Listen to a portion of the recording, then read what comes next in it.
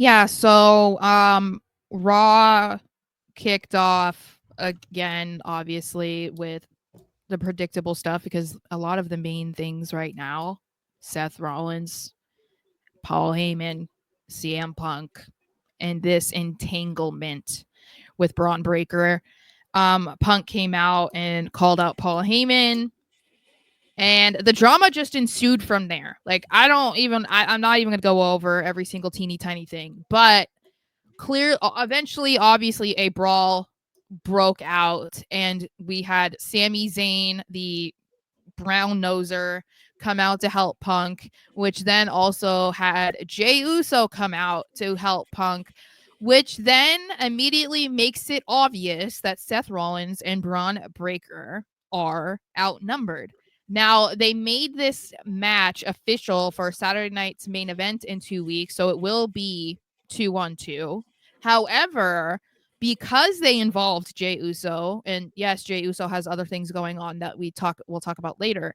He still got involved in this story, and that doesn't feel like a mistake. So it did kind of feel like we got some sort of indication that maybe Seth is going to add a third guy, because what was the point of them going 3-on-2 if that Correct. wasn't going to happen? Yeah, you know that question's going to be asked, and you know Jay's going to have Sammy's back Mm. whenever.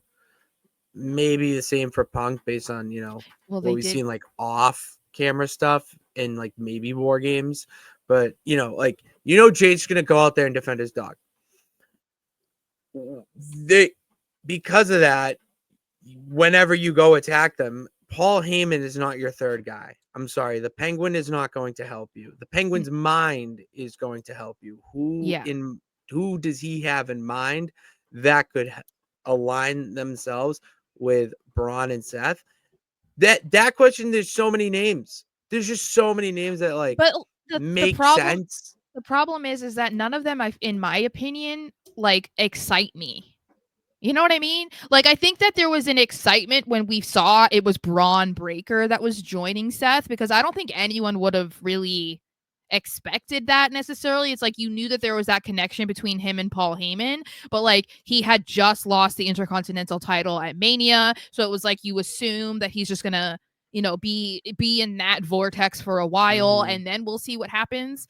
But there was a loud pop when he took that hood off, and it was like, holy shit, Oh, that's that Braun that place got Breaker. loud. Yeah, it was. So, but it's hard for me to think about someone who could match that, to be like as the third guy. Like, there Do are they people need that, to match that well, though?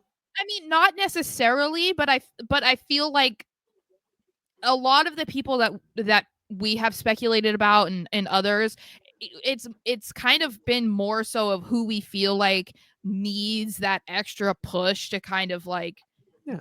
I don't know, develop more in their career, and that's fine, but like there might be other people who make more sense or are more exciting, you know? So it's like Austin Theory.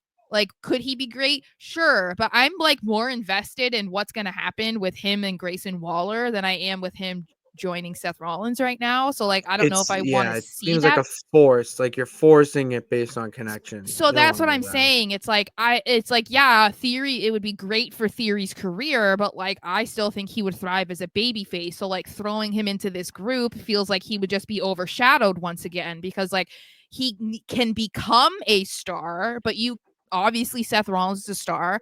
There's big arguments to be made that Braun Breaker already is a star as well. So that doesn't immediately benefit Theory. So it's like, who can match that already? I don't Mhm. know. And that's why I'm like stuck on who this third person could be. It has to be just because of what happened, how they were outnumbered. Seth's not just gonna accept, uh, you know, attacking someone from behind or Mhm. out of nowhere, and then knowing that those two guys are just gonna come out and attack you. There needs to be a solution.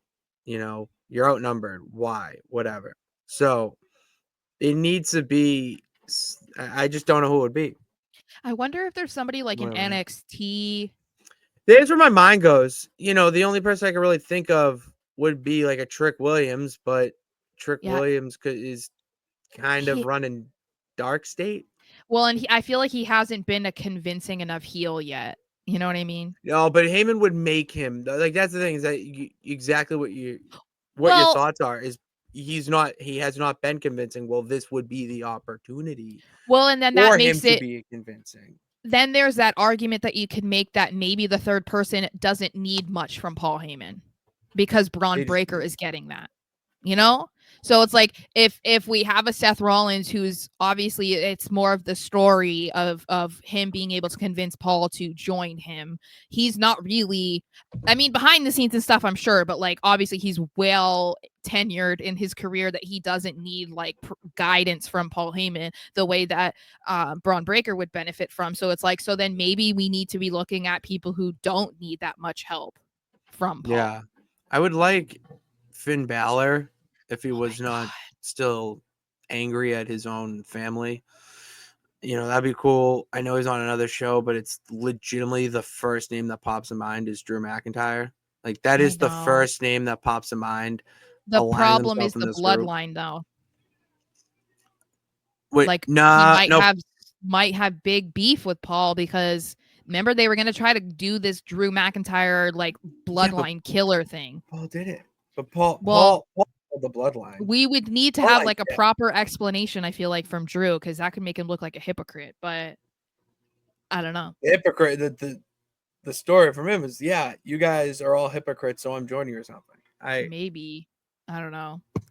Yeah, I have no idea. It'll be interesting to see who it is. I don't know. And we haven't gotten any hint of that either. You're under wraps. I like that though.